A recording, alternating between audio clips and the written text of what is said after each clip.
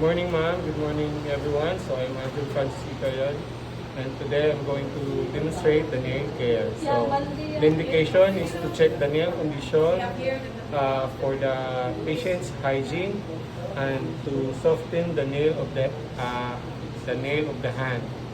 So now I'm going to do the procedure. So the first procedure is do the 12 sequence first. So 12 sequence done.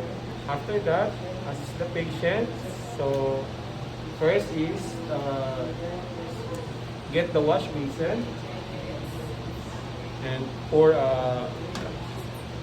warm water, and then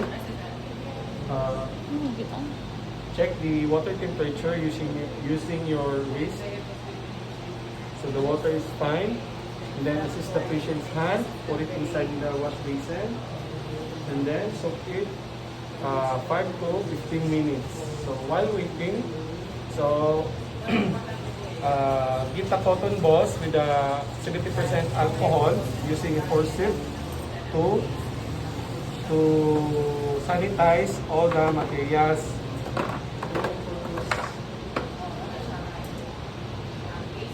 So sanitize the nail cutter, sanitize properly. So the nail filer, the orange stick. Now the 4 to 5 minutes has been reached, so remove the patient's hand and set aside the wash basin, and then pat dry the hands of the patient. Now we're going to cut the nail of the patient. So get the nail cutter, cut the nail, each fingernail.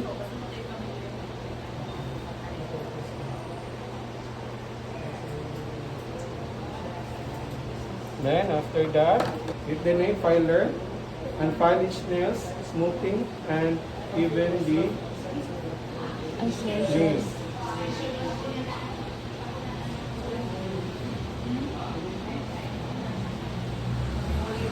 Then after that, put again the hands of the patient in the basin. So assist. So it for 5 to 15 minutes. Then while waiting again, so sanitize again the materials using the forceps with cotton balls with alcohol. So sanitize the nail cutter, the nail filer, and then the orange stick. Then remove the hands of the patient and pat dry. Ask the patient if he wants to. And now ask the patient to prepare oil or lotion or hand moisturizer. Then after that, remove the ma'am, which one do you prepare? Oil or hand moisturizer? Hand moisturizer. So before putting the oil or moisturizer, so remove the gloves first. So gloves to gloves, skin to skin. Then discard. So sanitize or hand wash your hand. Then get a moisturizer. Then apply to the hand of the patient. So you can massage slightly.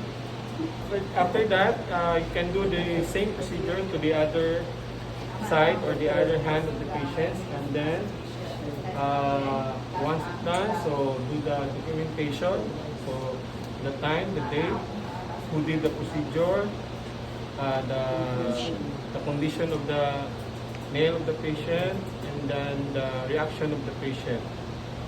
So done. Thank you.